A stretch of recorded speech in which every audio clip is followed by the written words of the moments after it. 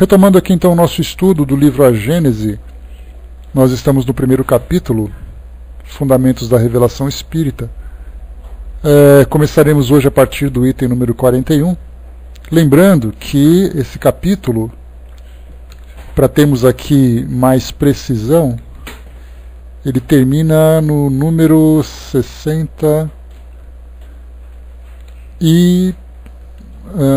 64, 62. Então no número 62 é aqui o limite, né? A gente está no número 41, então temos aí mais algumas passagens ainda para estudarmos sobre esses vários aspectos. Bom, nós falamos então, desde o início, né, sobre o caráter da revelação, quem são os reveladores. Falamos um pouquinho sobre os pontos fundamentais da doutrina espírita, chegamos sobre causa e efeito, falamos sobre a imortalidade, falamos sobre a reencarnação, e agora a gente vai entrar no outro ponto que também acaba sendo muito pouco aceito, como todos os outros temas, por aqueles que não compreendem o propósito da doutrina. Então aqui no nosso item número 41, nós vamos agora sair daqueles pontos fundamentais, aqueles pontos, digamos, mais técnicos da doutrina, e vamos entrar agora sobre exatamente aquilo que o Espiritismo fala, sobre as bases do cristianismo, no caso, sobre o Evangelho. Interessante a gente lembrar sempre que quando Kardec, e nós comentamos sobre isso na introdução do nosso Evangelho segundo o Espiritismo, nessa releitura que nós estamos fazendo, bem como nós estudamos essa mesma ideia no livro Obras Póstumas, quando Kardec falava sobre o lançamento do livro do Evangelho segundo o Espiritismo, nós trouxemos alguns comentários sobre as dificuldades que Kardec enfrentou naquela época. Porque a princípio para nós, quando nós pensamos assim, Kardec vai lançar um livro trazendo uma interpretação do Evangelho. E isso aparentemente pode parecer uma coisa muito fácil, uma coisa muito simples, mas não foi. Porque na verdade ele começava a mexer num grande vespeiro. Porque se ele falasse de reencarnação, o pessoal falava, ele é louco, isso não existe. Se por acaso ele falasse sobre comunicação com os espíritos, é coisa do demônio, não existe, coisa e tal. Mas quando ele começou a mexer naquilo que Jesus trouxe, aí as religiões entraram para enfrentá-lo sem nenhum tipo de constrangimento. Porque então ele estava mexendo em algo que, segundo a mentalidade das religiões tradicionais dominantes da época, como acontece na atualidade também, ele estava mexendo em algo que não pertencia a ele, mas que pertencia a essas instituições. Daí então, quando ele lançou o livro, inicialmente intitulado A Imitação do Evangelho segundo o Espiritismo, ele foi aconselhado a mudar, exatamente porque a palavra imitação, ela trazia um tom pejorativo, reduzia a importância, já que é apenas uma imitação. Tirou a palavra imitação e se transformou o Evangelho segundo o Espiritismo.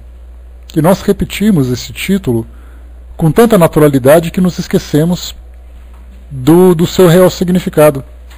É o Evangelho segundo, conforme a visão do Espiritismo. Então o Evangelho por si só ele foi lançado, com suas alterações, com suas traduções, interpretações, no decorrer desses séculos que se passaram, desde a época de Jesus, e aí cada um interpretando do seu jeito. E a doutrina espírita, por sua vez, também lançou uma interpretação segundo a sua visão.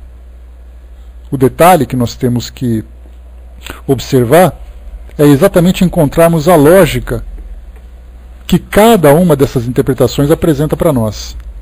Porque nós temos estudiosos de grande conhecimento cultural, nós vemos isso, por exemplo, nos Estados Unidos, ou na Europa, nós temos doutores, pessoas com alto título acadêmico estudando sobre o Evangelho.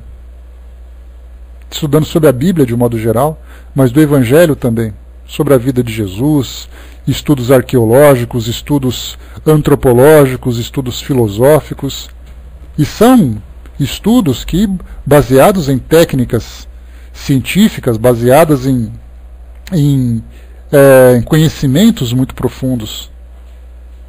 Mas quando nós falamos em interpretação dessas histórias, interpretação dessas histórias, nós observamos, por exemplo, até mesmo hoje espíritas se preocupando não apenas com a interpretação, mas com a investigação desde a sua origem. Então hoje, dois que se destacam bastante nessas pesquisas são o professor Severino Celestino e o nosso doutor Haroldo Dutra Dias, que foram as origens dos textos evangélicos e começaram a retraduzi-los, estudando sobre o hebraico, estudando sobre o grego, estudando o latim e tentando montar ou remontar aquilo que acabou se misturando, se distorcendo com o passar do tempo. Então hoje nós temos até mesmo evangelhos. Eles não tiveram a preocupação de estudar a Bíblia, porque o Antigo Testamento para nós ele tem pouco valor no que diz respeito à filosofia. O Espiritismo ele é sustentado pela filosofia cristã, portanto o Novo Testamento, que conta a história de Jesus, que conta a história do Cristo, é aquilo que tem mais relevância para nós. Então eles fizeram uma retradução, a mais fiel possível, mas ainda assim nós levantamos questionamentos, e é importante que nós não temamos fazer esse tipo de questionamento, porque do contrário, nós vamos aceitar simplesmente por uma questão de dogma, e não por uma questão de lógica. Nós temos sacerdotes ou teólogos da Igreja Católica que foram até Israel, que foram até o Oriente Médio buscar textos originais para fazerem suas traduções. Nós temos evangélicos que também foram até lá. Agora nós temos espíritas que também foram até lá. E a pergunta é, por que mesmo assim eles foram até lá e mesmo assim nós encontramos textos diferentes? Exatamente porque cada um faz, apesar de estarem na fonte, fazem uma tradução. Lembramos que não é possível fazer uma tradução literal. Nós temos muitas vezes que interpretar uma determinada tradução. Para quem estuda línguas, por exemplo, é muito fácil de compreender isso. Para quem gosta de inglês, para quem gosta de espanhol, percebe que muitas vezes é necessário fazer um ajuste naquilo que está sendo traduzido. A grande dificuldade é que quando nós falamos num período de aproximadamente 2000 anos, nós falamos numa língua que tem um vocabulário restrito em 2000 anos. Portanto, muitas palavras daquela época eram palavras que, por não terem outra melhor, tinham vários significados. Na atualidade, nós temos um vocabulário que podemos ali escolher a forma como vamos interpretar. Basta lembrar, por exemplo, passagens em que Jesus falava sobre reencarnação. A palavra reencarnação não existia naquela época. Mas a palavra que daquela época, segundo os estudos dos espíritas, significava reencarnação. Então nós temos várias e várias situações dessa natureza que confundem muito mais do que explicam. Então, para nós, tendo essa compreensão daquilo que é mostrado para nós sobre o mundo espiritual, essas bases técnicas, falando sobre reencarnação, então nós poderíamos ousar dizermos assim: o fato de não constar nada claramente sobre reencarnação na Bíblia não significa que a reencarnação não exista. O fato de não constar claramente na Bíblia, eu falo Bíblia como um todo, porque eu falo claramente porque se temos outras interpretações, significa que aquilo não está claro, definitivo. Para a gente ter uma ideia, algo que é claro, inquestionável e definitivo é que Jesus nasceu e que Jesus morreu. Todo mundo está claro sobre isso. Agora, com relação às passagens dos trabalhos e tudo mais, fazemos interpretações das mais diversas. Então nós vemos a reencarnação de um modo muito claro, enquanto que outros não veem com tanta clareza. Significa que existe uma deficiência na redação que apresenta determinada ideia. Então o fato de nós termos, por exemplo, comunicação com o mundo espiritual, psicografias, psicofonias, no Novo Testamento não temos isso claramente, não significa que isso não exista. Simplesmente ou foi alterado ou aquilo não foi comentado. Por isso então, quando nós pegamos um texto espírita, nós interpretamos aquilo que vem sendo dito baseado naquilo que nós já compreendemos do mundo espiritual. Angelina, eu não vou dizer para você sobre essas questões de renascimento, de reencarnação, de ressurreição, porque eu realmente não tenho conhecimento para falar sobre isso. Sobre quais são as palavras, né? Mas quando a gente pega, por exemplo, principalmente o professor Severino Celestino, ele tinha ou tem, eu não me recordo, eu não sei se esse programa se mantém, chama Abrindo a Bíblia. É um programa produzido, ou era um programa produzido, pela Rede Boa Nova, da TV Mundo Maior. Isso, então. E lá, quando ele fazia a interpretação, ele falava lá no hebraico, ele usava o grego e tudo mais para poder trazer essas interpretações.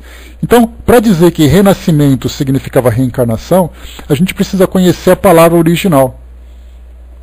E não simplesmente repetir aquilo, porque muitas vezes a gente quer apresentar um argumento de um artigo que foi publicado lá na internet, que alguém escreveu que a gente não sabe quem é, e pelo fato de estar muito bem escrito, com bons argumentos, com uma boa linguagem, a gente pega aquele texto e fala com toda clareza como se a gente tivesse convicção daquilo. Então, na verdade, a gente tem que ouvir com toda humildade, ao mesmo tempo com toda a atenção, para questionarmos de fato se aquilo é legítimo, aqueles que estudam, aqueles que sabem. Então nós vemos nesses tradutores espíritas, e até mesmo o Haroldo Dutra Dias, ele fez um pequeno vídeo mostrando a sua biblioteca pessoal. Eu até postei lá na nossa fanpage do espiritismo.net. Bom dia, pessoal. Bom dia, Armando. Então, ali ele mostra os dicionários do grego, dicionários do hebraico, e todo o trabalho que ele fez nessas traduções, né? Então, na verdade, o cuidado que a gente tem que ter não é simplesmente movido pela paixão, de dizer assim, eu aceito essa tradução porque foram espíritas, e como eu sou espírita, então está tudo em ordem. Na verdade, a gente tem que ter muito cuidado. E o próprio Kardec levantou essa questão sobre as diferenças que havia entre essas traduções, entre as religiões cristãs, as interpretações dessas religiões cristãs. Lá na introdução do Evangelho segundo o Espiritismo, ele falava que a grande preocupação que ele tem, ou que ele teve, ao elaborar o Evangelho segundo o Espiritismo, era trazer para nós um entendimento sobre as questões morais daquilo que daquilo que Jesus trouxe para nós. Não era data, não era lugar, não era nome de pessoas, era assim, simplesmente a referência moral que Jesus trazia para nós. E mesmo assim, pegando somente esse aspecto, já tivemos ali tantas e tantas diferenças. Então, assim, para quem gosta de estudar, esse não é o meu tema preferido, né? Então, mas para quem gosta de estudar essa questão das interpretações, das traduções, dos textos bíblicos, procurem então tanto esse programa Abrindo a Bíblia do professor Severino Celestino, as palestras que ele faz, que ele deu, as palestras que ele proferiu pelo Brasil afora, que vocês se encontram fácil no YouTube, ou então no programa Transição, algumas entrevistas, Reencarnação na Bíblia, Mediunidade na Bíblia e tudo mais. Ele também então deve ser o mesmo tema, Rô, deve ser a mesma coisa. E também do Haroldo Dutra Dias, que são realmente dois grandes conhecedores do assunto. E aí então, ouvindo os argumentos que eles vão apresentar, as interpretações que eles vão fazer, então tudo isso a gente lembra sempre que são frutos de pesquisas, frutos de trabalho, que tem a mesma seriedade, essa é a parte interessante, que outros pesquisadores de outras religiões ou de outras escolas cristãs que também realizaram esse trabalho. Então, seriedade por seriedade, todos são sérios. Só que o detalhe é que quando nós vamos analisar um texto como esse, de tanto tempo do passado, que foi produzido há tanto tempo, e que também traz ali uma lacunas que não conseguem serem preenchidas por falta de informação, por falta de documentação, etc. e tal. Então nós temos uma grande dificuldade de fazer essa interpretação a partir das nossas perspectivas. Significa o quê? Que uma religião evangélica vai analisar a Bíblia a partir da base técnica e doutrinária que ela tem. A religião católica é a mesma coisa, a doutrina espírita é a mesma coisa. Então, para que nós aceitemos a reencarnação, ou façamos uma tradução de uma palavra que possa significar reencarnação, você inicialmente tem que aceitar a reencarnação. Que é o que a doutrina espírita faz. Mas no caso de uma religião evangélica, que não aceita a reencarnação, aquela palavra vai ter um outro significado. Então por isso que nós temos o Evangelho segundo o Espiritismo. Todas essas traduções, essas interpretações que nós temos de Kardec e também dos Espíritos, são baseadas nessa estrutura técnica que nós já construímos. A existência de Deus, que é o básico para todo mundo. Lei de causa e efeito, influências espirituais, ou comunicação com o mundo espiritual, reencarnação, dentre outros pilares que nós aceitamos. Então, a partir disso, nós fazemos a nossa interpretação. Agora, para aqueles que têm outros pilares, vão fazer uma interpretação baseada naquilo que eles compreendem. Então, nós aceitamos baseados nessas nossas ideias. E lembrando sempre também que o benefício que o Espiritismo nos proporciona não é trazer a reencarnação como sendo um dogma, dizendo, olha, na nossa religião nós aceitamos isso. 2 pontos. Reencarnação, influência espiritual, mediunidade. Beleza. Então nós aceitamos por aceitar? Não. O forte da doutrina espírita foi exatamente o método utilizado para a sua elaboração. Então, no caso, por exemplo, da reencarnação, que veio inicialmente como uma revelação, vem sendo estudado, vem trazendo para nós indícios interessantes. Não podemos dizer que é uma evidência, como o próprio nome diz, evidência é aquilo que é evidente. Então, quando você fala de uma criança que lembra de vidas passadas, de existências passadas, como a gente vê normalmente nas redes sociais, por e-mail e tal, né? Criança lembra quando viveu não sei quando. Isso é uma evidência que mostra para nós algo diferente. Essa criança pode estar sofrendo de transtornos mentais? Pode. É um argumento daqueles que não aceitam a reencarnação. Mas aí então nós vamos aprofundando a metodologia de pesquisa, tentando entender, por exemplo... Bom dia, pessoal. Tentando entender, por exemplo, de onde ela tirou essas informações, de que forma que afloraram essas informações. Aí então nós vamos tirando aqueles elementos que poderiam fazer parte de um sistema. Quando nós falamos em sistema, é uma visão que eu utilizo para poder destruir aquela ideia. Então, meu sistema significa que aquela criança sofre de uma psicose. Mas aí então faz uma entrevista com os pais, pega aquela informação e tenta comprovar a veracidade daqueles fatos. De repente começa então a trazer essa comprovação. Aquele sistema cai. Aí depois vem um sistema da parapsicologia. Aquela criança tem um poder mental que ela consegue captar aquilo que o outro pensava e não sei o que. É um outro sistema. Então, na verdade, a própria verdade, como fato, ela só vai surgindo depois que nós vamos descascando todos os sistemas que tentam cobri-la. Então, no caso da reencarnação, chegou para nós como uma revelação. Depois ela começou a ser estudada. Seria o contrário, por exemplo, quando nós disséssemos, olha, Deus criou Adão e depois criou Eva. Isso é um dogma. Nós estudamos sobre isso na questão do pecado original, inclusive estudando aqui mesmo, né, o nosso livro A Gênese. E isso é um dogma, porque se eu começar a estudar, eu vou perceber que... Coloca som aqui no texto, por favor, pessoal, só para dar uma orientação para o Zé.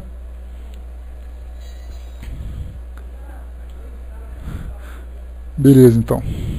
Aí, então, quando nós pegamos esses dogmas, eles acabam não tendo comprovação, porque se nós estudarmos profundamente, vamos perceber que isso cai. Se isso cai, uma série de crenças também desabam junto. Por isso, então, desabam juntas, né? Por isso, então, a doutrina tem essa base mais sólida, investigativa, tem uma metodologia científica nas suas pesquisas, para chegarmos, então, a essa nossa visão. Por isso que hoje nós aceitamos o Evangelho segundo o Espiritismo, porque o Espiritismo apresentou para nós as suas bases sólidas dentro dessa metodologia. Então vamos lá aqui para aquilo que Kardec fala para nós sobre essa questão do Evangelho. Item número 41 aqui do nosso livro A Gênese. O Espiritismo, longe de negar ou destruir o Evangelho, vem ao contrário confirmar, explicar e desenvolver, pelas novas leis da natureza que ele revela, tudo quanto o Cristo disse e fez. Então a gente lembra que essas revelações dessas leis da natureza não foram apenas ditas, mas foram observadas, foram repetidas, como o caso, por exemplo, de comunicação com o mundo espiritual é possível. A própria história da doutrina espírita relata detalhadamente como tudo aconteceu. E na atualidade, a quantidade de centros espíritas, a quantidade de médiums, que hoje inclusive se fazem presentes na mídia. Então é interessante que, por exemplo, baseado nessa questão dos dogmas e do próprio preconceito, nós vemos pessoas assistindo a programas de televisão, e aí quando o apresentador anuncia, hoje nós vamos entrevistar um médium tal, ela muda de canal. Ela nem para questionar, porque ela aprendeu que aquilo não pode, que aquilo é proibido. A doutrina tem nos dá essa abertura, essa educação de questionarmos e analisarmos, inclusive aquilo que a própria doutrina estuda e apresenta. Como eu falei para vocês, nós pegamos Haroldo Dutra Dias e Severino Celestino. O fato deles serem espíritas, eles estão isentos de erros? Não. Então o trabalho que eles apresentam para nós são trabalhos que também serão submetidos ao nosso senso crítico. O próprio Kardec dizia isso. Que a doutrina espírita, se por acaso em algum ponto ela se apresentar diferente daquilo que a ciência comprovou, a doutrina espírita não vai sofrer por isso, ela se ajusta a isso. Então essas leis foram sendo reveladas pela metodologia, pela análise, pela experimentação e pela própria orientação dos espíritos. E aí então nós utilizamos esse conhecimento mais uma vez para fazermos uma reinterpretação daquilo que já foi interpretado anteriormente, mostrando ali uma série de falhas, exatamente porque, como não se tinha aquele conhecimento anterior, se interpretava a partir daquilo que era apresentado. Hoje o conhecimento vai sendo ampliado. E não tenhamos dúvida que daqui a algumas décadas nós teremos ainda mais informações para fazermos novas interpretações sobre algumas passagens que ficaram ainda meio duvidosas, meio obscurecidas. Então tudo virá gradativamente. Continuando. Esclarece os pontos obscuros de seu ensinamento, de tal maneira que aqueles para quem certas partes do Evangelho eram ininteligíveis ou pareciam inadmissíveis, as compreendem sem dificuldade com a ajuda do Espiritismo e as admitem. Eles veem melhor a sua importância e podem distinguir entre a realidade e a ficção. O Cristo lhes parece maior.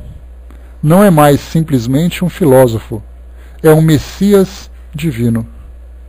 Quando nós falamos sobre esse Messias divino, nós lembramos como sendo aquele que é emissário do mundo espiritual, emissário de Deus que veio trazer então essa nova filosofia para transformar o nosso mundo. E isso nós observamos que já começa então a entrar em choque com a própria interpretação natural que as religiões tradicionais fazem, colocando Jesus como parte de uma trindade, como sendo ele também o próprio Deus. Outros colocam como o Filho de Deus, como se nós não fôssemos filhos, ou colocam como sendo Deus, Filho e Espírito Santo como sendo parte de algo único do mundo espiritual. E isso é muito difícil da gente interpretar dentro da nossa lógica. Então a doutrina espírita, na verdade, dentro da concepção dessa visão tradicional, acabou rebaixando Jesus. Porque Jesus deixou de ser Deus, deixou de ser o filho preferido, para se transformar num espírito evoluído, que atingiu a sua pureza pelo trabalho, pela reencarnação, pela evolução. Olha só então a mudança de pensamento. No início ele era Deus. Agora ele é um espírito comum que cresceu pelo seu trabalho, pelo seu esforço. E isso naturalmente é inadmissível. Você jamais pode tirar a divindade de um Deus. Mas a doutrina espírita começa partindo do princípio de que ele não é Deus, mas ele se tornou puro para ter essa afinidade com Deus e realizar o trabalho que realizou. Continua. 42. Considerando-se, além do mais, o poder moralizador do Espiritismo, pela finalidade que empresta a todos os atos da vida, por tornar bem claras as consequências do bem e do mal, pela força moral, a coragem, as consolações que dá nas aflições, mediante inalterável confiança no futuro, pela ideia de que cada um ter perto de si os seres a quem amou, a certeza de os rever, a possibilidade de conversar com eles, enfim, pela certeza de que tudo quanto se fez, tudo quanto se adquiriu em inteligência, em sabedoria e moralidade, até a última hora da vida nada será perdido, que tudo resulta no adiantamento do espírito. Reconhece-se que o Espiritismo realiza todas as promessas do Cristo em relação ao Consolador anunciado. Ora, como é o Espírito de verdade que preside o grande movimento da regeneração, a promessa da sua vinda está, dessa forma, realizada, porque de fato ele é o verdadeiro Consolador. O Gasper colocou aqui, né, e tem mais, né, transformaram Maria em Mãe de Deus, exato, né, o próprio Pai Nosso nos fala sobre isso. Pai Nosso não, né, a Ave Maria, né, que é uma prece católica. É, o Ave Maria, troquei. Então ele mostra, né, Mãe de Deus. Esse Mãe de Deus é algo aceitável naturalmente. Embora Jesus tenha dito, né, ninguém vai ao Pai senão através de mim, falarei com meu Pai, não sei o que com meu Pai. E mesmo assim insistem que ele não é o Pai, ele é o Deus. Mas o Deus dentro de uma estrutura confusa. Porque ou Deus é Deus, ou Deus pode se dividir. Mas isso não importa, o que importa é que tem que ser acreditado dessa forma. Então aqui quando nós falamos sobre a questão do Consolador prometido, que é algo também bastante polêmico, porque a gente lembra que, por exemplo, teve a promessa de que, lá no Antigo Testamento, de que viria o Messias. E aí então Jesus chegou. Aqueles que seguiam, por exemplo, o judaísmo, não viram Jesus como sendo o Messias. O veem como profeta, como um homem sábio, mas o Messias ainda não chegou. Dessa forma, o judaísmo continua esperando. Aí então, a partir da vinda de Jesus, surgiu então o cristianismo. E é o cristianismo, as religiões cristãs, aceitam Jesus como sendo aquele que era prometido. Muito bem. Jesus disse que enviaria o Consolador prometido. A doutrina espírita vê a participação, a presença dos espíritos, todos os ensinamentos que chegam para nós, como sendo esse Consolador. As religiões cristãs estão esperando o retorno do próprio Cristo. Então a gente vai vendo assim que ela vai se separando, como se fosse um caminho único. Num determinado momento vai uma ramificação para a esquerda e o resto segue para a direita. Nessa ramificação para a esquerda, chega um momento em que abre uma nova ramificação e ela segue para a direita. Então vai abrindo raízes. Exatamente porque dentro da concepção de cada um, da interpretação, essas promessas não foram reveladas, ou já foram reveladas. Quando se fala sobre Consolador, que naturalmente nós entendemos que é algo que tem o objetivo de consolar, para entendermos essa consolação, nós temos que pensar, inicialmente, falou para João, lá no capítulo 15, ele fala que enviaria o Consolador prometido e tal. Lá no livro de João, dá uma pesquisadinha lá que é fácil de encontrar. Exatamente o que a gente está vendo agora, né? o propósito de uma filosofia que traz essa consolação. Por que nós não podemos entender que consolação é essa? Inicialmente nós temos que entender quais são as aflições que precisam ser consoladas. Aí vemos então o sofrimento humano de um modo geral. Vemos as dificuldades enfrentadas, principalmente pela perda de entes queridos. Vemos famílias desestruturadas. Vemos grupos sociais, comunidades em guerra. E aí então nós nos perguntamos por que isso acontece no nosso mundo? Por que pessoas morrem e a outra pessoa não morre? Por que nós temos ali doenças que atacam uma região e não atacam outras? E a gente vai então questionando essas diferenças, esses privilégios, esses sacrifícios. E é então através dessa mensagem que os Espíritos trouxeram, de uma forma organizada, de uma forma pesquisada, dentro daquela metodologia de fazer uma comparação entre aquilo que é ensinado. Vários ensinaram, tivemos ali uma ideia comum entre todas, tiramos aquilo que era essencial e percebemos que todas essas perguntas começaram a ser respondidas. Por que alguém desencarna? Porque é uma programação reencarnatória, porque ele não desaparece, porque ele não morre, que é possível a comunicação com seus entes queridos, que depois ele vai reencarnar para dar continuidade na sua evolução. Se existe uma guerra, é porque existe um conflito moral naquela sociedade e que isso vai se dissolvendo com o passar do tempo.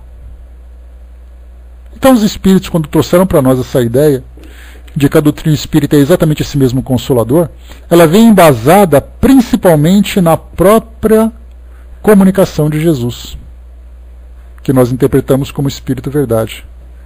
E Kardec foi muito prudente com relação a isso. Nós estudamos no Evangelho segundo o Espiritismo. Deixa eu pegar rapidamente aqui o nosso capítulo que trata disso. Deixa eu ver aqui sobre meu Evangelho, só um instantinho. Aqui, rapidamente.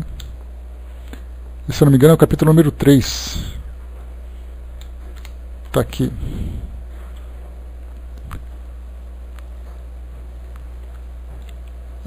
Não é o 3 não. Está aqui, o capítulo número 6, nós estudamos antes do nosso recesso, o Cristo Consolador. E nós temos um item chamado exatamente Consolador Prometido. E nesse Consolador Prometido, vamos ver aqui qual era a base que foi apresentada para nós. Nós tivemos aqui, por exemplo, João capítulo 14, de 15 a 17. Se me amais, guardai os meus mandamentos. E eu rogarei ao Pai, e ele vos dará outro Consolador, para que fique eternamente convosco, o Espírito da Verdade, a quem o mundo não pôde receber, porque não o vê, nem o conhece. Mas vós o conhecereis, porque ele ficará convosco e estará em vós. Mas o Consolador, que é o Espírito Santo, a quem o Pai enviará em meu nome, vos ensinará todas as coisas, e vos fará lembrar de tudo o que vos tenho dito. Então, a partir dessa passagem, Kardec então trouxe para nós aqui um raciocínio. Então, na verdade, nós temos ainda uma certa dificuldade para aceitar esse argumento simplesmente porque Kardec disse. E muitas vezes nos perguntamos, não seria muita pretensão do Espiritismo se considerar como sendo o Consolador prometido? E na verdade a gente tem que analisar aquilo que Jesus disse, que esse Consolador veio trazer para nós respostas para todas as dificuldades, todas as angústias que nós sofremos hoje. E de fato essa filosofia chegou para nós. Porque enquanto esperam que Jesus volte, Jesus disse que enviará em meu nome. E aí então nós tivemos a comunicação do Espírito Verdade, que, como eu falei para vocês, Kardec foi muito prudente, muito cuidadoso em atribuir ao próprio Jesus, ao próprio Cristo, uma comunicação. Então, muito bem, eu não tenho certeza se o Espiritismo é o Consolador prometido. Não se preocupe, porque você não vai para o inferno por isso. Basta você se perguntar se o Espiritismo consola as angústias que cobrem seu coração. Então, na verdade, nós fazemos da doutrina espírita o nosso consolador pessoal, independente do título que venham dar.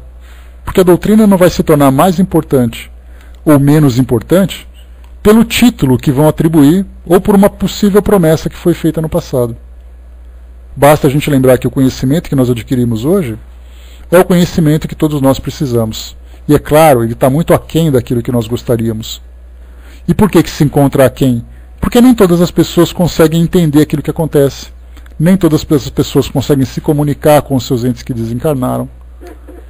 Dá a impressão de que é um grupo privilegiado que consegue essas comunicações. Mais uma vez, basta a gente lembrar que nós vivemos numa sociedade com mais de 190 milhões de pessoas. Simpatizantes e espíritas são 20 milhões. Praticamente ali 11%. Desses 11%, de 20 milhões, quantos já receberam uma comunicação de um ente querido? É uma porcentagem muito pequena. Então significa que, na verdade, nós vamos absorvendo conhecimento, mas na prática nem todas as pessoas tiveram contato. Mas terão. Muitas não tiveram contato porque não participam, não têm oportunidade, não têm ainda instituições suficientes, não têm ainda médiums suficientes. Isso é natural numa doutrina tão jovem como a nossa. Basta a gente lembrar que, embora o Espiritismo tenha chegado no Brasil oficialmente ali na década de 1860, fundando o primeiro centro espírita em Salvador, ela começou a ser difundida propriamente dito, a partir dos trabalhos do Chico Xavier. Hoje nós temos mais de 5.000 centros espíritas aqui no Brasil. Mas ainda está muito aquém da necessidade da nossa sociedade. Falta muita coisa ainda, Zé. Falta médiums, falta merecimento das próprias pessoas. O espírito... me fugiu o nome. O espírito mentor do Raul Teixeira. Qual é o nome dele mesmo, gente? Me ajuda? Eu falo nesse homem o tempo todo, esqueci o nome dele agora. Camilo, obrigado. O espírito Camilo, orientador espiritual do Raul Teixeira, trouxe para nós um livro interessante através do próprio Raul, interpretando ou dando respostas a muitas perguntas que foram feitas ao Raul Teixeira em palestras e conferências que ele realizava pelo Brasil. Eles pegaram aquelas perguntas mais comuns e elaboraram então um livro. E todas as respostas têm ali passagens,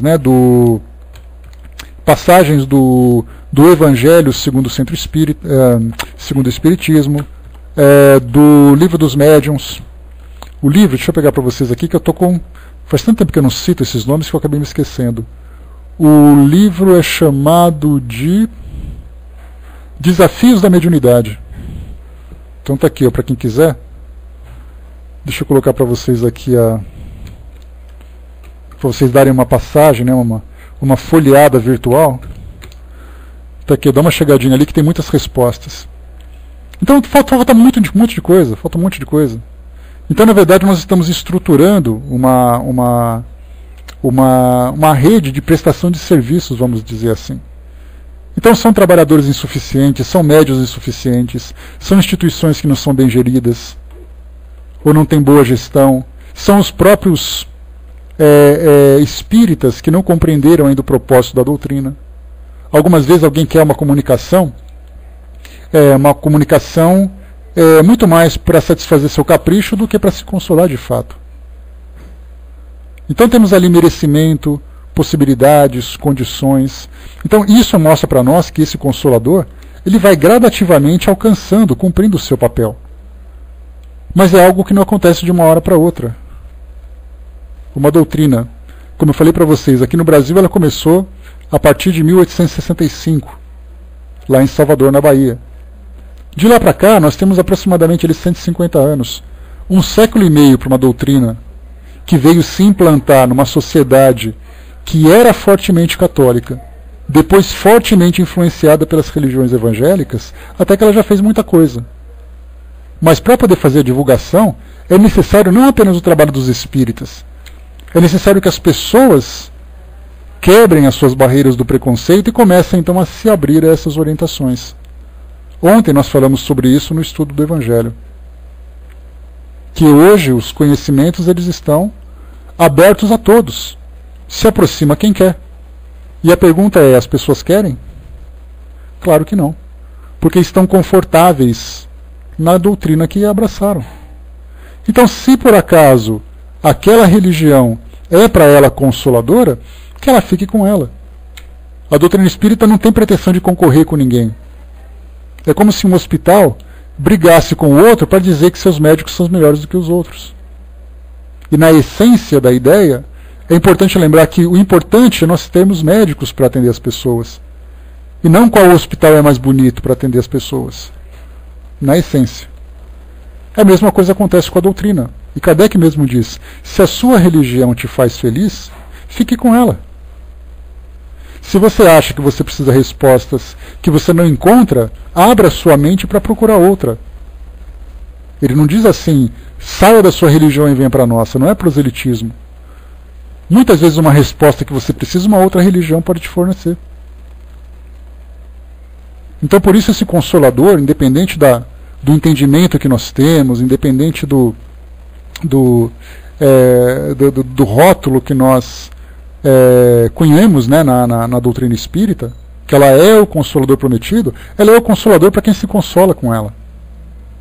Como todas as religiões são consoladoras para aqueles que são consolados por ela. Nós nos satisfazemos com esse trabalho que a doutrina espírita nos apresenta. Então, para nós, ele é o melhor consolador. O Décio colocou, né, eu disse também que o verdadeiro espírito é aquele que está melhorando a cada dia, e não aquela pessoa pura perfeita. Então, esse também é um detalhe interessante, que muita gente fala assim, né, e você, um espírita, pensando nessas coisas. Antes de ser espírita, eu sou ser humano, influenciado pela minha cultura, influenciado pela minha sociedade, influenciado pelos meus instintos, mas eu busco, através desse caminho, um entendimento. E até mesmo nisso, Décio, nós pensamos assim que muitas vezes nós buscamos a doutrina espírita como consoladora, mas não utilizamos a doutrina espírita como uma reformadora de caráter. Então vemos que até mesmo nós espíritas temos essa dificuldade para entender exatamente o que acontece, o propósito dessa filosofia. Mas isso vem com o passar do tempo. Pois é, teoricamente seria assim, né? Mas, quer dizer, praticamos seletivamente, praticamos aquilo que é conveniente, praticamos aquilo que não exige tanto sacrifício, isso por falta de maturidade, e é natural que nós tenhamos essa imaturidade. Chegarmos no mundo de provas e expiações para o mundo de regeneração, não é simplesmente vivermos melhor. Como eu falei para vocês, nós temos que nos transformar para que o mundo sofra essa transformação. O mundo de regeneração significa que o mundo está melhorando porque nós também estamos melhorando. Essa regeneração já iniciou. Não importa qual é a data, isso não faz diferença para nós. Mas o importante é que nós já estamos nos conscientizando. Esse trabalho, por exemplo, que a mídia vem fazendo, de produzir filmes, novelas, seriados, reportagens, isso são sementes que são lançadas na mente das pessoas. Quando alguém assiste uma novela, por exemplo, A Viagem, que está passando aí na televisão, e lembra ali de obsessão, vida no mundo espiritual, proteção, tal, e coisa e tal, isso já é uma semente que a pessoa vai guardar com ela. O momento em que essa semente vai florescer, vai depender dela mesma. Mas é um trabalho que era previsto já. Ninguém imaginava que o Espiritismo ia chegar e revolucionar o mundo de uma hora para outra. Só para a gente poder lembrar, o cristianismo ele se tornou uma religião oficial lá na Europa, através de Constantino, 300 anos depois de Jesus. Nós estamos apenas há 3 séculos. E isso porque, depois desses 300 anos, quando a religião católica começou a se institucionar, e começou a impor a sua ideia, usou através da violência a conquista desse espaço. O Espiritismo não tem essa pretensão. Na verdade, o que o Espiritismo oferece é exatamente esse esclarecimento e essa consolação. Pega quem quer. Então tudo vai mudando gradativamente. A gente tem que ter essa paciência de entender que as coisas vão se modificando, inclusive para nós que nos consideramos espíritas. Se nós dissermos que os espíritas ideais são aqueles, por exemplo, como Bezerra de Menezes, imagina a distância que nós estamos de um espírito dessa envergadura. Mas nós estamos vendo lá na frente como uma referência. E vamos trabalhando até chegar lá. Se não for pelo amor, vai pelas experiências dolorosas, não tem problema. Então todo mundo vai se modificando com o passar do tempo. De fato, Brás. Continuando aqui, vamos lá. Aqui nesse item consolador, Kardec traz aqui uma nota de rodapé, falando de um aspecto interessante da doutrina espírita, que é exatamente a consolação pela perda de entes queridos. Vamos lá. Muitos pais de família deploram a morte prematura dos filhos, para cuja educação fizeram grandes sacrifícios, julgando que tudo resultou em pura perda. Com o Espiritismo, porém, não lamentam esses sacrifícios, e estariam prontos a fazê-los, mesmo com a certeza de que veriam seus filhos morrer, porque sabem que se eles não aproveitarem essa educação na vida presente, ela servirá em primeiro lugar ao seu adiantamento como espíritos, pois que serão aquisições para uma nova existência, e que quando voltarem a este mundo, terão uma bagagem intelectual que os tornará mais aptos a adquirir novos conhecimentos. É o caso das crianças que trazem ao nascer ideias inatas, que sabem, por assim dizer, sem haver necessidade de aprender. Se como pais não têm a satisfação imediata de ver seus filhos aproveitarem essa educação, eles a terão com certeza mais tarde, seja como espíritos, seja como homens. Talvez eles sejam de novo os pais desses mesmos filhos, que serão apontados como superdotados pela natureza e que devem suas aptidões a uma educação precedente. Assim também, se os filhos se desviam para o mal, pela negligência dos pais, estes poderão vir a sofrer mais tarde pelos desgostos e pesares que esses mesmos filhos lhe causarão em uma nova existência. Ver o Evangelho segundo o Espiritismo, no capítulo 5, lá nos Bem-aventurados os Aflitos, no item número 21, mortes prematuras. Então, essa nota de Kardec mostra para nós um aspecto significativo da doutrina espírita como consoladora. Então, lembremos sempre que não é interessante para nós ficarmos arrumando encrenca, arrumando brigas e discussões infrutíferas, simplesmente para que a gente tenha o título oficial de Consolador Prometido.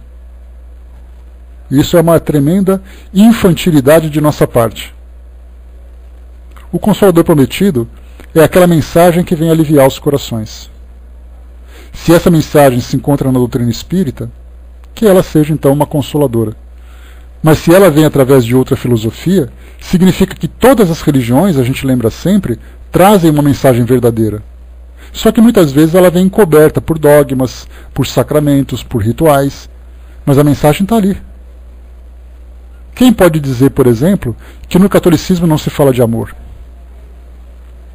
E esse amor ele é transformador do mundo. Quem pode dizer que na religião islâmica não existe o amor? Todas elas têm. Só que, infelizmente, os homens acabaram desviando essa ideia.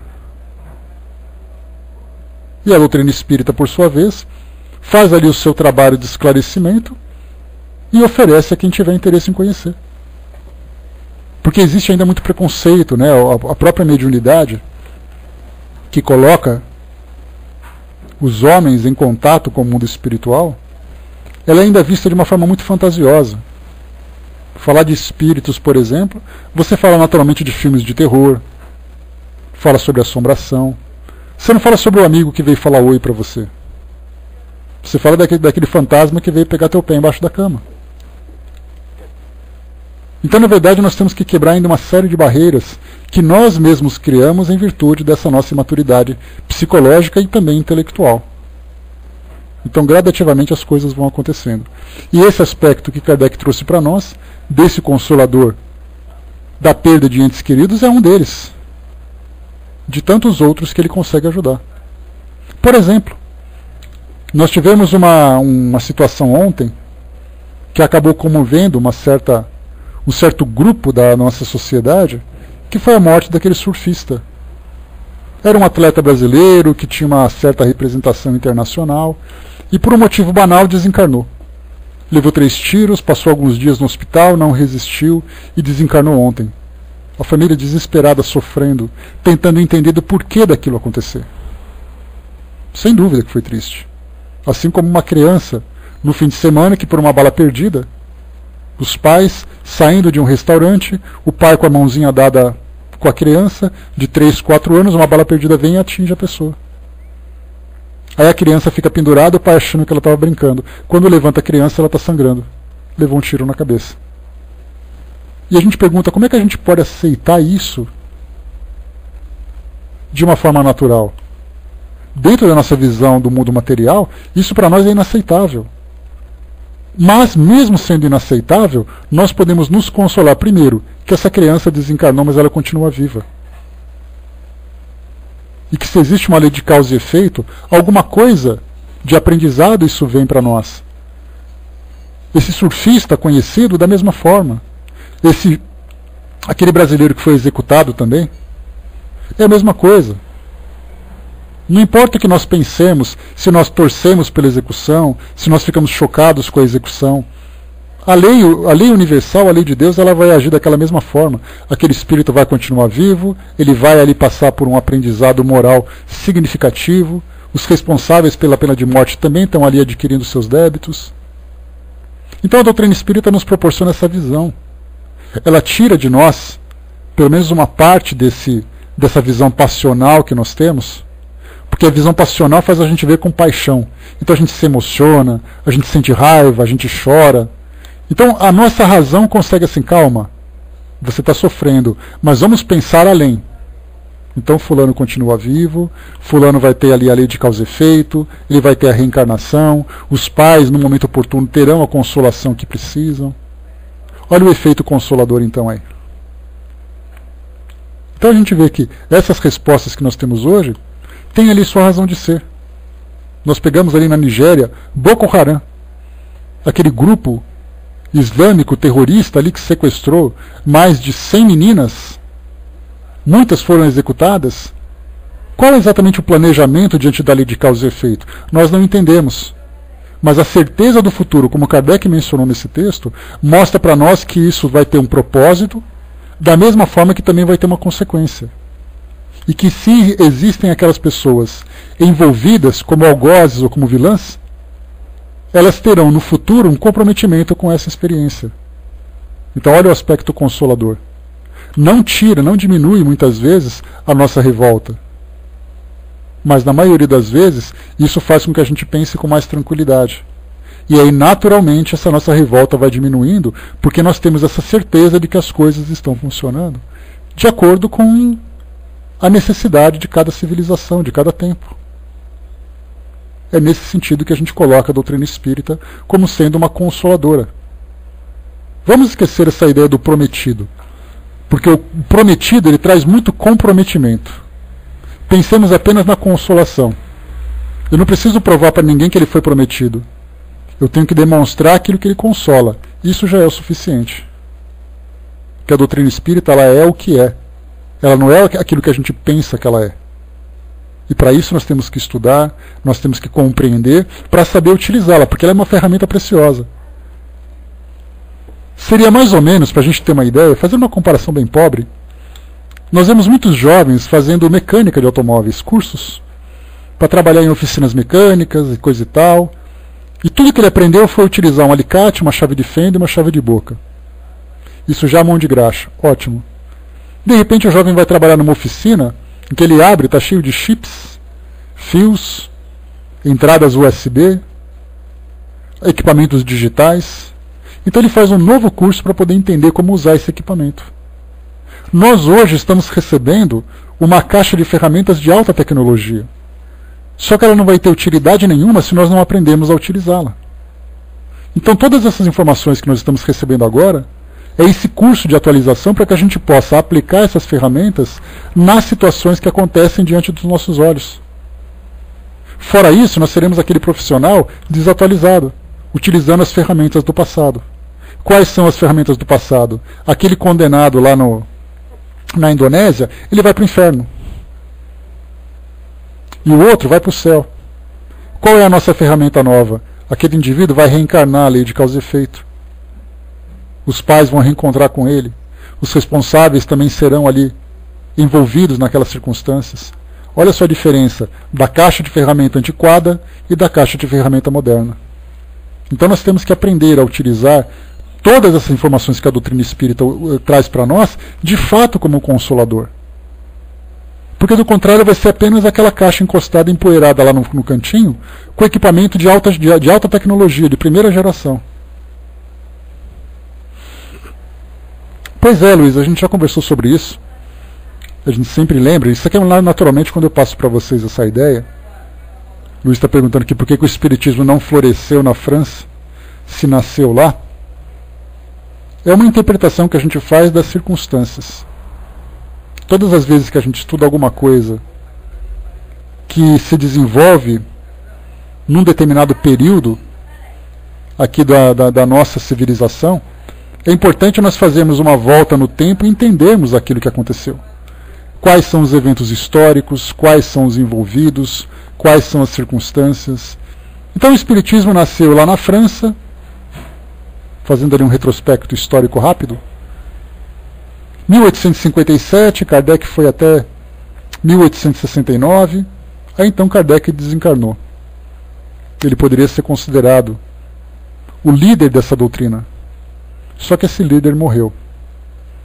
Aí então nós precisamos de sucessores que fossem perseverantes o suficiente para darem continuidade nesse trabalho. Alguns não tiveram tanta força, a Sociedade Espírita de Paris não durou tanto tempo, vieram outros trabalhadores como Leon Denis e outros para darem continuidade. Mas aí então a gente lembra que na Europa, no final do século XIX, começo do século XX, principalmente na França, muitas guerras aconteceram. Eram bombas caindo, eram pessoas morrendo, eram gases de lá para cá. Numa circunstância como essa, em que você precisa lutar pela sobrevivência, as pessoas não tiveram tempo, por exemplo, essa é uma dedução que eu estou fazendo. Isso não existe em livro nenhum, então se por acaso estiver errado, a gente corrige depois, não tem problema. Então você pega assim, guerras, como é que as pessoas vão pensar em fazer reunião mediúnica se tem bomba caindo na cabeça delas? E aí então foi passando o tempo, foi diminuindo a importância, ela foi sendo esquecida e de repente, só que no Brasil, aquela raiz já começava a florescer. Como eu falei para vocês, em 1865, se eu não me engano, o primeiro centro espírita foi fundado aqui. Interessados, intelectuais, pesquisadores, foram. Hoje o Brasil é considerado o maior país espírita do mundo e a França praticamente ignora o espiritismo, com exceção dos grupos brasileiros que estão lá. Então a gente vê assim que, se o Brasil começasse a passar por guerras, por exemplo, naquele período, a gente lembra que nós falamos de uma França que tinha 20 anos de espiritismo. O Brasil tem mais de 100 anos. Então, se por acaso o Brasil, naquela época, no meio do século XIX, começasse a passar por uma guerra muito intensa, afetando a vida da sociedade, naquele grupo, né, onde se encontrava localizado aquele grupo que difundia o espiritismo, não tenhamos dúvida que o Brasil ignoraria completamente a história do espiritismo, pelas circunstâncias que envolveram aquele evento. Então a gente pode deduzir por isso. A mesma coisa aconteceu, por exemplo, com Israel, com a Palestina naquela época. O cristianismo surgiu ali. Dali, então, ele foi migrando pela força das circunstâncias até chegar na Itália, em Roma. Ali se estabeleceu na Turquia também, ali na parte da Igreja Oriental. Porque os grandes intelectuais estavam nessa região. Já naquela região do Oriente Médio, eram pessoas simples. Jesus era responsável, os apóstolos eram responsáveis, eles morreram com aquela perseguição, com aquela morte, com aquele sacrifício todo. Aquelas pessoas desapareceram. Só que ela migrou antes de desaparecer. Então a gente pode imaginar quantas ideias, quantas tentativas que o plano espiritual teve ou empreendeu para trazer uma nova filosofia, e ela morreu sem sequer ser conhecida, porque ela não floresceu. Porque o que a gente conhece hoje historicamente são as religiões que vingaram, vamos dizer assim. Então nós temos o budismo, temos o cristianismo, o judaísmo, o islamismo, coisa e tal. E se por acaso naquela época Maomé tivesse desencarnado, ninguém conheceria o islamismo. Então a gente vê que para poder florescer uma ideia, circunstâncias precisam ser favoráveis. No caso da doutrina espírita, quando os espíritos que eram responsáveis por isso perceberam que haveria obstáculos logo à frente para o desenvolvimento da doutrina espírita, o que aconteceu? Migra para outro lugar. E aí então fizeram ali uma imigração da ideia para semear aqui no Brasil. É uma dedução que a gente faz analisando os eventos que aconteceram. A França teve guerras terríveis naquele período. A Europa era ali uma grande panela de pressão. Era França com Itália, França com Alemanha, era gente destruída, gente sendo destruída, gente morrendo. Como é que as pessoas... Vamos fazer uma reunião mediúnica, e lá fora a gente estendida no chão. Então a gente vê que sim, por essas circunstâncias dá para a gente entender. Tá? Mas é uma dedução que a gente tem, naturalmente. Mas tendo curiosidade, Luiz, faz uma pesquisa sobre a história das guerras na Europa. E você vai perceber, obrigado, Cinzinha, e você vai perceber que muitas situações aconteceram naquela região. E aí então a gente pensa, como é que você pode florescer uma ideia naquela situação? Por exemplo, a Revolução Francesa foi o início de tudo, mas guerras posteriores. Mas releia agora, Luiz, sob essa perspectiva, pensando assim, quais são os obstáculos que a doutrina espírita teve que enfrentar, ou quais foram os obstáculos que ela teve que enfrentar para poder florescer. Você vai perceber que ela vai chegar num beco sem saída. E aí os espíritos disseram, aqui não dá mais, vamos mudar daqui. Foi aí que aconteceu então. Deixa eu ver aqui o que falta para a gente ver, pessoal.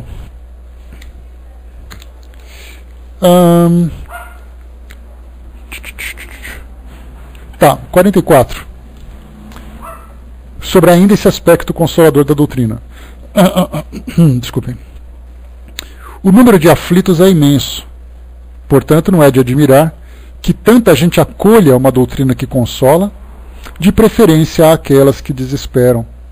Porque é aos deserdados, mais que aos felizes do mundo, que o Espiritismo se dirige. Então, na verdade, a gente vê que o Espiritismo não veio para poder fazer uma média com o pessoal que tem uma vida redondinha, uma vida tranquila. Ele veio para buscar aquelas pessoas que sofrem. E se aqueles que têm uma vida controlada, uma vida equilibrada, têm a oportunidade de aumentar o seu esclarecimento, melhor ainda. Mas geralmente a gente busca essa consolação do mundo espiritual, independente de qual vertente venha, no momento de grande agonia, de grande aflição. O doente, diz aqui o texto para nós, vê chegar um médico com maior satisfação que aquele que está bem de saúde. Ora, os aflitos são os doentes, e o Consolador é o médico. Antes que combatem o Espiritismo, se querem que o abandonemos para segui-los, olha só isso que Kardec faz. Ele comenta sobre isso lá no livro que é o Espiritismo. E ele faz um desafio. Olha só o desafio dele. Aos que combatem o Espiritismo, se querem que o abandonemos para segui-los, ofereçam-nos mais e melhor do que ele. Curem com maior segurança as feridas da alma. Deem mais consolações, mais satisfações ao coração, esperanças mais legítimas e maiores certezas. Façam do futuro um quadro mais racional, mais sedutor. Porém, não pensem em vencê-lo com a perspectiva do nada, com a alternativa das chamas do inferno ou da beata e inútil contemplação perpétua. Então Kardec, quando ele lança esse item 44, ele é bastante incisivo na sua ideia.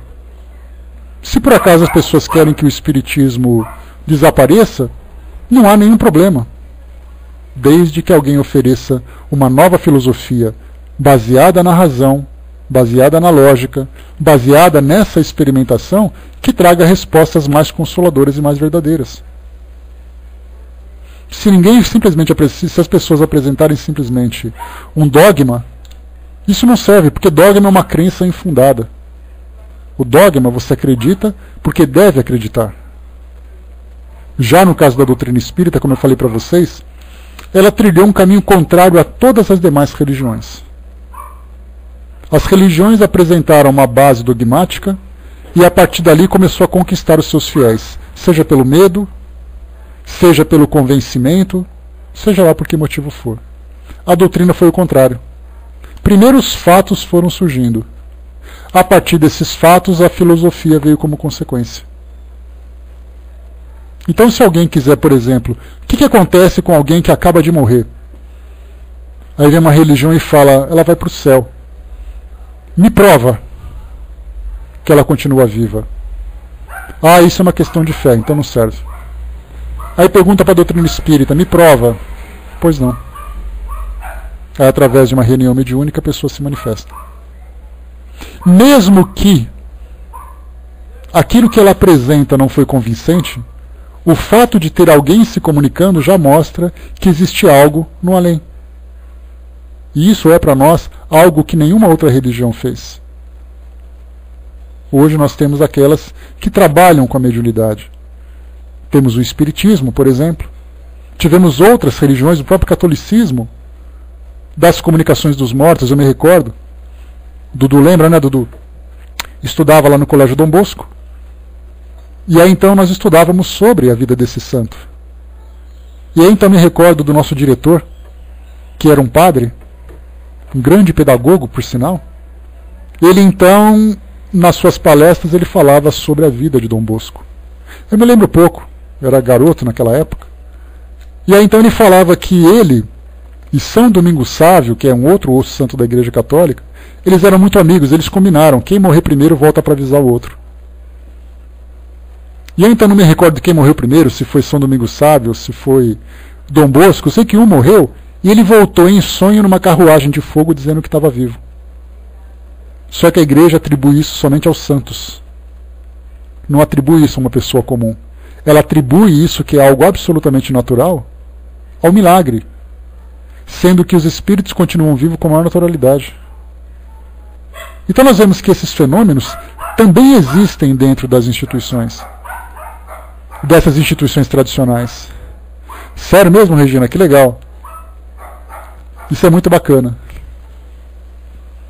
Mas eu me recordo também, isso aconteceu de uma forma natural, Regina, na sua família, porque a mentalidade de vocês era diferente, mas eu me recordo de uma passagem, para a gente poder concluir aqui o nosso trabalho. Deixa eu ver aqui onde nós paramos, tá? Em que Richard Simonetti conta uma passagem interessante no seu livro Quem Tem Medo da Morte. E ele diz assim que numa família em que as filhas já eram mulheres adultas, maduras, uma delas veio a desencarnar, uma das filhas.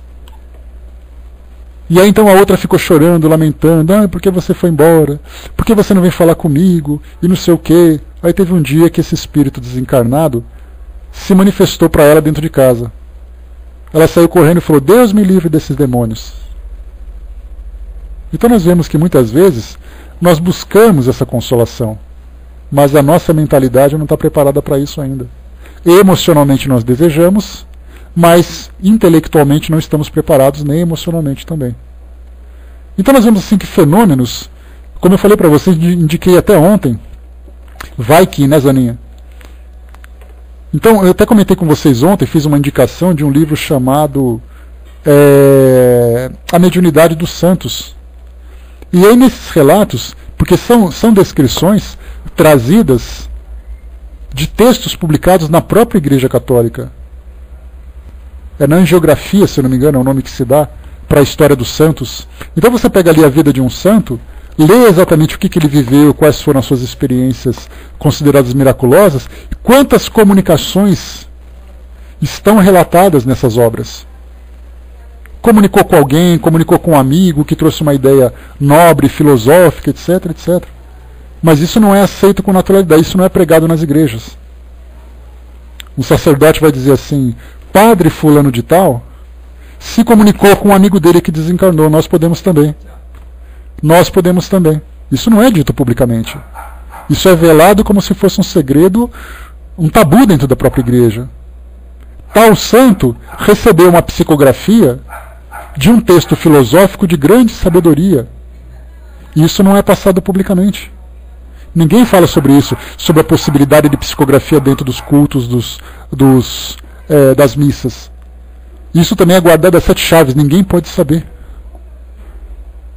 Tal santo fez isso, mas não conta para ninguém. Porque aí então vai dizer que ele é especial e os demais não são. Então nós vemos que isso está aí, na cara de todo mundo. Para nós, que somos espíritas, nós temos não apenas a oportunidade, mas temos a curiosidade de conhecer.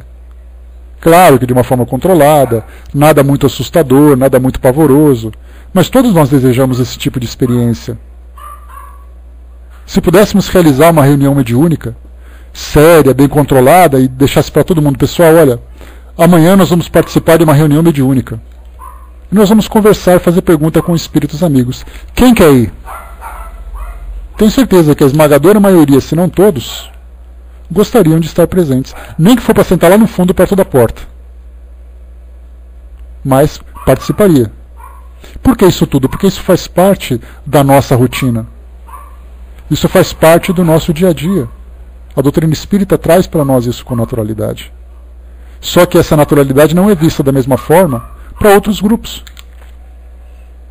Então é isso, pessoal, né? Deixa eu só ler aqui o texto. A Angelina colocou, conversando com uma amiga carismática, ela falou que elas comunicam-se com o Espírito Santo, e não espíritos, né? Como espíritos falam, né? Chamam de Espírito Santo, que seja. Ah, vai ter briga para aquela última cadeira, viu, fraterna? Muita gente vai se estapear para sentar ali no cantinho. Fristone colocou, né, aqui um grupo de padres jesuítas faziam sessão mediúnica para enviar um deles, né, fora do corpo e interferir nos centros espíritas. Essas coisas são meio bagunçadas, né? Mas de qualquer forma nós temos ali. Com o passar do tempo, esses fenômenos, esses mistérios vão se esclarecendo. E a doutrina espírita, nesse caso, ela tem a oportunidade de trazer para nós isso como um tema de estudo. Quer dizer, ou seja, nós não precisamos ver o fenômeno para estudá-lo.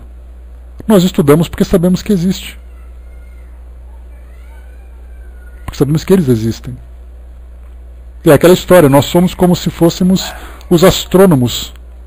Nós estudamos o universo sem estarmos naquele local que está sendo explorado. Nós vamos, através dos nossos aparelhos, nesse caso através dos nossos recursos, conhecendo esses mistérios que se encontram pelo mundo afora. No nosso caso, os mistérios são não apenas o mundo espiritual, porque todo mundo acredita que o espiritismo, o objetivo do espiritismo é mostrar o mundo espiritual. Não é. O objetivo do espiritismo é trazer para nós esclarecimentos sobre a dinâmica da vida, incluindo o mundo espiritual. Então é essa caixa de ferramenta que nós temos hoje. A caixa de ferramenta de primeira geração, com equipamentos de alta tecnologia, mas se nós não estudarmos para usá-los, para utilizarmos e aplicarmos na nossa realidade, vai ser aquele equipamento inútil. Bonito, mas sem nenhuma eficiência, sem nenhuma utilidade. Pessoal, fechando por aqui então o nosso estudo de hoje. Vamos lá. Nós paramos então no item número 44. Vamos para o nosso número 45 e no nosso próximo encontro. Mas você sabe, ô Luiz, que os cientistas erram, mas é aquele erro que progride. É aquele erro que, não, hoje não deu certo, o outro vem e traz um esclarecimento melhor. Então a gente vê que a ciência está sempre evoluindo. No passado, os pseudocientistas diziam que a Terra era plana, que a Terra girava em torno do Sol. Vieram outros cientistas e disseram o contrário. Depois vieram cientistas que trouxeram teorias, vieram outros e mudaram. No caso das religiões, o maior problema é que quando você aceita um dogma, você não muda. Qual foi a evolução que nós tivemos da ciência de 2000 anos para cá? Qual foi a evolução que as religiões tiveram de 2000 anos para cá? Praticamente nenhuma. Aquilo que foi dito por Moisés há 3.200 anos, até hoje é visto como verdade. A ciência, aquilo que a ciência disse semana passada, hoje já é diferente. Então esse erro dos cientistas não significa algo negativo, significa que a ciência está evoluindo. O erro faz parte da evolução. Já no caso dos espiritualistas é um problema maior, porque esses são aqueles cabeças duras. Não, porque foi dito que é assim. Mas você não está vendo que é diferente? Mas disseram que é assim e vai ser assim. Nós somos os piores, porque nós não agimos com a razão. Nós agimos com a emoção. E a emoção cega e paralisa. Fechando por aqui, pessoal. Quer uma ideia rapidinho para a gente poder lembrar aqui? Quem que sofre mais? Uma pessoa que não consegue resolver uma equação ou alguém que perdeu o seu grande amor? Óbvio que foi aquele que perdeu o seu grande amor. E por que ele sofre mais? Porque ele está envolvido emocionalmente. E o outro está envolvido intelectualmente. Então a emoção, ela tem assim uma intensidade muito maior na influência que ela exerce sobre nós. E as religiões, de um modo geral, elas são vividas apenas emocionalmente. Não são vividas intelectualmente. A doutrina veio nos proporcionar isso agora. Fechando por aqui, pessoal, o nosso estudo de hoje. Mais uma vez, paramos no item número 45 do nosso livro A Gênese. Eu vou passar então para a nossa amiga Andréia, que vai fazer o encerramento para nós, e daqui a pouquinho a gente volta para concluirmos aqui a nossa ideia. Mas o importante desse bate-papo que a gente teve, né, olha quantos questionamentos, quantas luzinhas ficaram acesas aqui na nossa mente, nos permitindo ir além. Porque nenhum obstáculo foi colocado